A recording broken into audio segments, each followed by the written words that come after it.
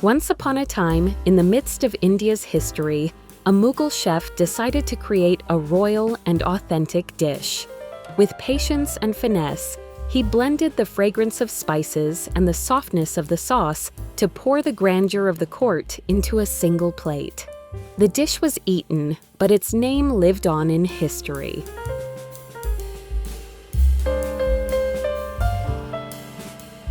The chef, to prepare Shahi Korma, picked up 2 onions. He lowered the knife gently and chopped them with patience, knowing that the tears dripping from the onions were the price of the birth of a royal dish. In this dish, the onion was one of the most important ingredients. The Mughal chef knew well that the splendor of Shahi Korma began with this simplicity. If the onions were properly and slowly turned golden, the dish became refined and royal. But if haste intervened, all of its dignity would vanish.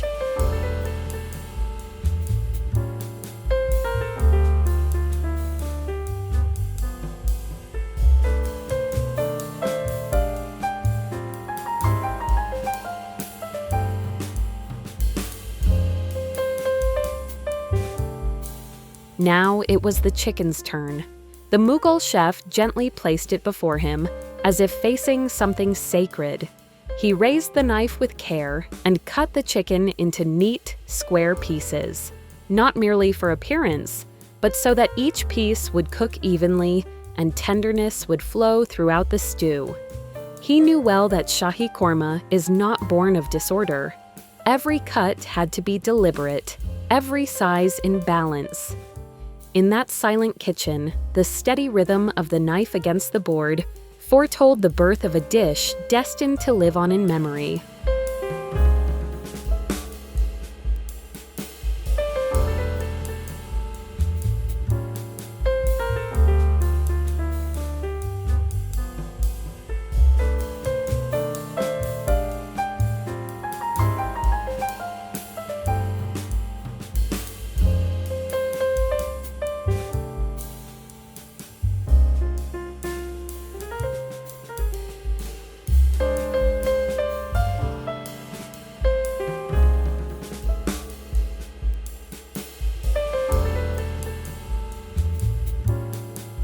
Now it was time to chop the parsley.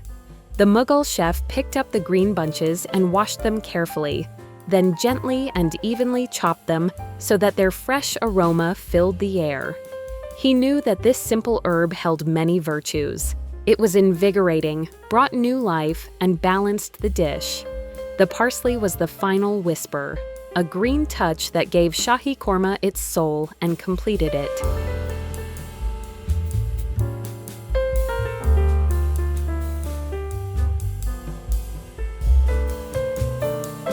Now it was time to chop the cashews.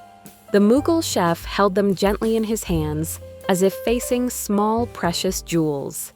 He placed the knife carefully on each cashew and cut them into evenly sized pieces, so that every piece would spread evenly through the stew and share its creamy richness. He knew well that these tiny nuts were the heart of Shahi Korma. They not only added flavor, but also shaped its texture and depth. If the cashews were chopped hastily, the balance of the dish would be lost, and Shahi Korma would lose its timeless grandeur. In the silent kitchen, the precise sound of chopping cashews, like a delicate melody, heralded the birth of a truly royal stew.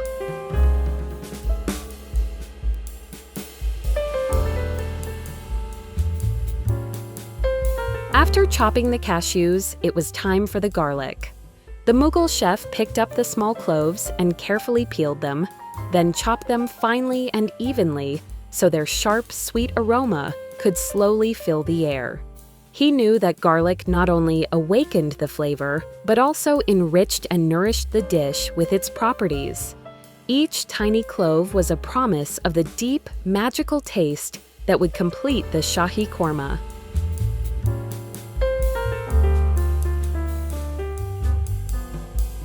After chopping all the other ingredients, it was time for the magic of the spices.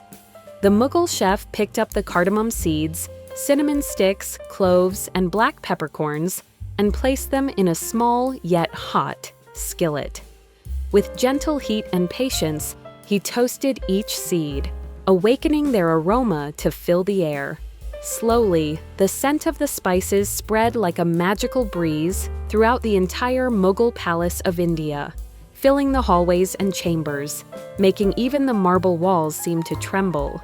The chef smiled. He knew that this fragrance was a promise of the grandeur of Shahi Korma, a dish that would captivate not only the stomach, but also the hearts and souls of the court. After toasting the spices, it was time to add the garlic and ginger. The Mughal chef added the finely chopped garlic and fresh ginger to the skillet and sautéed them gently.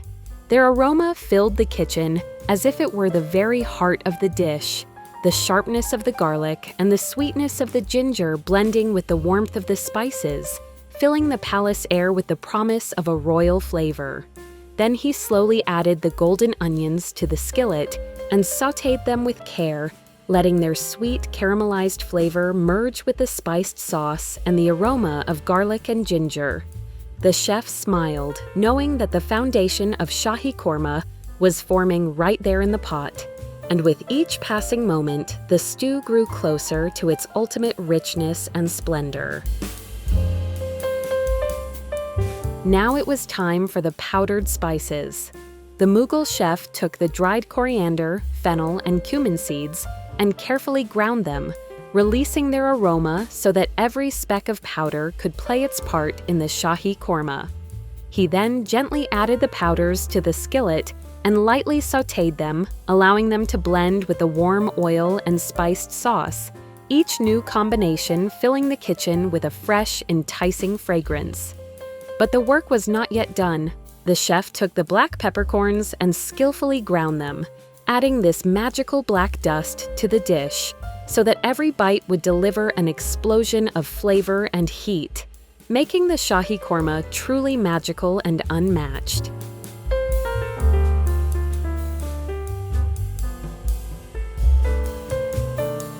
When it comes to Indian food, everyone thinks of red chili and spiciness. But the Mughal chef knew that Shahi Korma told a different story. He picked up a single dried red chili and carefully added it to the skillet, gently sautéing it so that its aroma would bloom without making the dish too spicy. Then he added the chopped cashews, and each small piece softened in the gentle heat of the pan, spreading its creaminess throughout the sauce. The chef smiled, knowing that this combination balanced heat and richness, bringing the Shahi Korma closer to its final magical stage.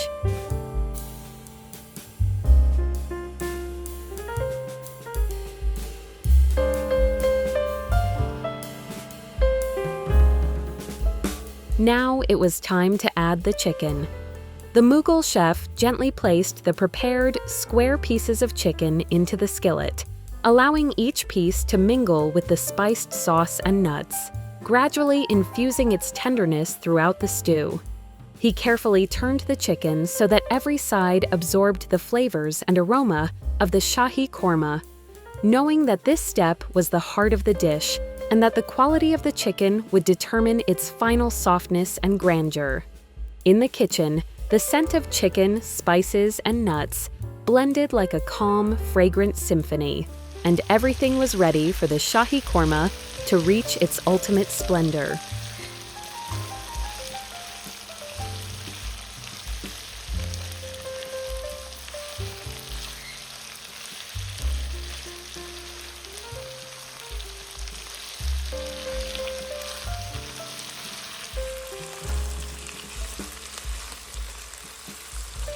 Thank you for following the Sepi Food channel and giving us your positive energy and support.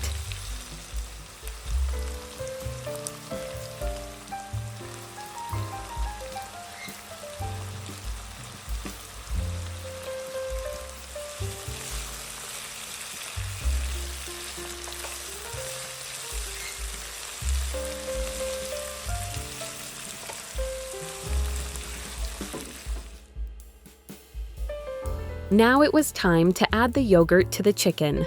The Mughal chef patiently poured the rich yogurt over the pieces of chicken and gently mixed everything with the sauce and spices so that each piece fully absorbed the creaminess and flavor.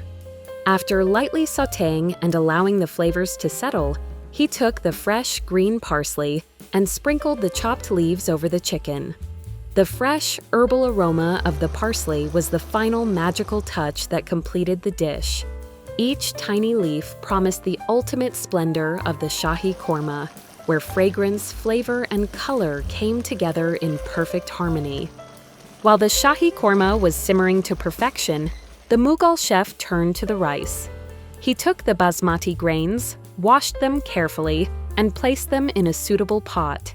He added water and a pinch of salt, adjusting the heat as if each grain were preparing to take its place beside the Shahi Korma.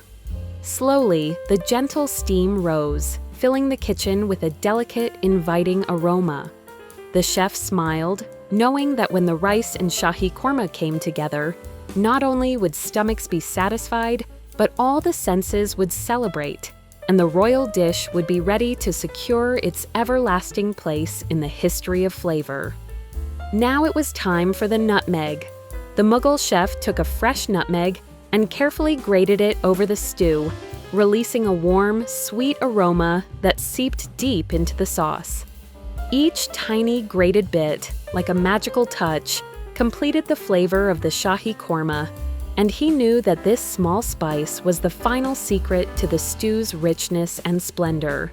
With every turn of the grater, the aroma and taste of the dish came alive, bringing the stew closer to its final royal perfection.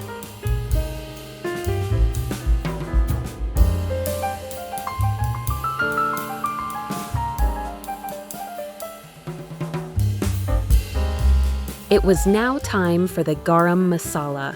The Mughal chef took a portion of the fragrant garam masala and gently sprinkled it over the stew, allowing its warm, complex aroma to blend with the sauce and chicken, adding a layer of royal flavor to the dish.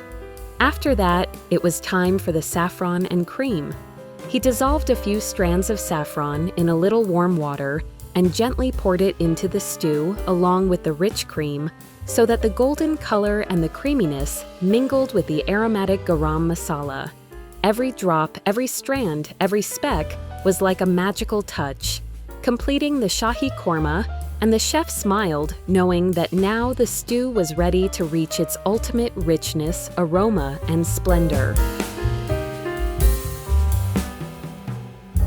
After all the ingredients had cooked together perfectly, blending their flavors and aromas, it was time to serve the Shahi Korma. The Mughal chef carefully brought the hot pot to the table and with patience arranged the tender chicken and thick golden sauce onto beautiful plates. He garnished it with fresh parsley and slivers of almonds or pistachios to give it a royal touch.